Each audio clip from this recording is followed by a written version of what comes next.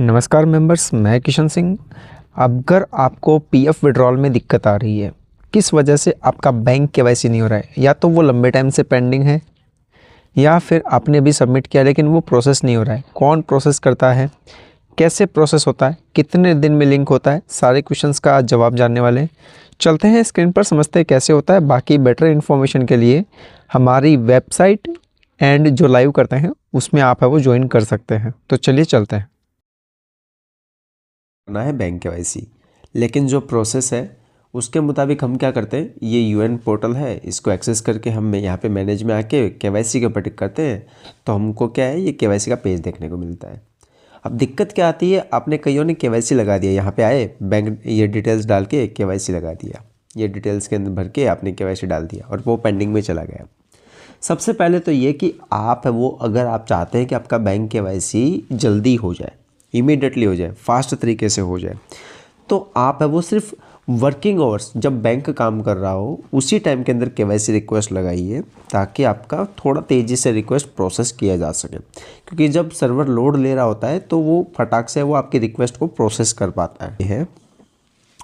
कि जैसे मान लीजिए आपने कोई डिटेल्स गलत पाई गई, आपने कि मान लीजिए कि आपने बैंक अकाउंट डिटेल्स ये, क्योंकि देखो नेम ऑटोमेटिकली उठा रहा है, यूएन से ऑटोमेटिकली नेम उठा रहा है, तो ऐसी कंडीशंस में क्या होगा, अगर आपका नाम गलत होगा तो आपको ज़्यादा नहीं, यहाँ पे मैनेज में आके जॉइंट डिक्लेरेशन भरना पड़ेगा।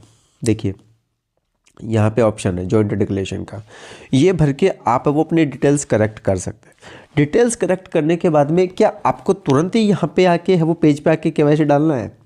इतनी गलती कभी मत करना। ऐसी गलती अगर आप करते हैं मे बी आपका केवाईसी होल्ड हो सकता है या फिर लंबे टाइम के बाद में रिजेक्ट हो सकता है। तो अगर आपने एक्सपेक्टेशन ये किया है कि भाई 5 या 10 दिन में पैसा आ जाएगा, 15 या 20 दिन में पैसा आ जाएगा, वहीं पे 3-3, 4-4 महीने भी लग जाएंगे ऐसे केसेस के लिए।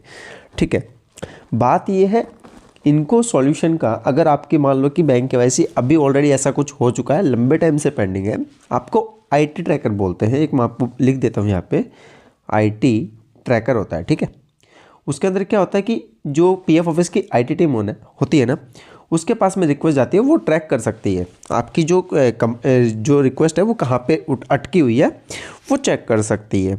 तो वो वहाँ से अब जब उनको बोलते हैं तो वो उसको रेक्टिफाई करते हैं, फिर जो नॉर्मली टाइम लेता है उस टाइमिंग के मुताबिक आपका बैंक केवाईसी प्रोसेस हो जाता है। अब एक क्वेश्चन यहाँ पे ये भी है, क्या हमारा बैंक केवाईसी है ये हमारा एम्प्लॉयर या पीएफ ऑफिस कर सकता है? तो नहीं जी। आज तारीख हो गई है 27 दिसंबर 2025। कौन सी तारीख हो गई है? 27/12। ठीक है, जब मैं ये वीडियो शूट कर रहा हूँ। ठीक है, आज के दिन में आपकी बैंक केवाईसी एम्प्लॉयर के पास में अप्रूवल के लिए नहीं जाती है और पीएफ ऑफिस आपकी बैंक केवाईसी अप्रूव नहीं कर सकता। आपने देखा होगा कि आपकी जो रिक्वेस्ट है केवाईसी के रिगार्डिंग होती है तो वो बोलते हैं कि आप ऑफलाइन क्लेम फॉर्म दे दो, क्योंकि वो सीधा ही उस क्लेम को सेटल कर सकते हैं, उनको केवाईसी की ज़रूरत नहीं है, लेकिन आपको केवाईसी की ज़रूरत होती है। समझ गए? तो ये है वो सिस्टम रहता है। अब कुल मिला के बात ये है, जब भी रिक्वेस्ट लगाएं वर्किंग आवर्स में लगाएं, अच्छे से लगाएं। और जब यहाँ पे आप आ रहे हैं, देखो यहाँ पे पहले भी मैं फिर से रिपीट कर रहा हूँ, नेम आपका ये है, ये नेम आपका जब आप अपने अकाउंट की डिटेल्स फैच करते हैं ऑनलाइन, चाहे गूगल पे से कर लो, फ़ोनपे से कर लो, बहुत सारी ढेरों वीडियो अवेलेबल हैं, उनके बेसिस पे आप कर सकते हो। बेटर वे में आपको वहाँ से ज़्यादा है वो सॉल्यूशन इस चीज़ का मिल पाएगा। ठीक है, बाकी आप है वो हमारे चैनल को ज्वाइन करके रख सकते हैं और हमारी वेब पे विजिट कर सकते हैं, वहाँ पे मैंने इसका पूरा प्रॉपर गाइडेंस बताया हुआ है। ठीक है,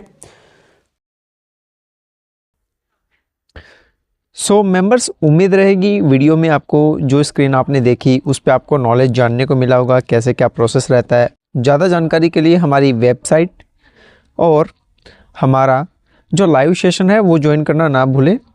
तब तक के लिए जय हिंद, थैंक यू, धन्यवाद।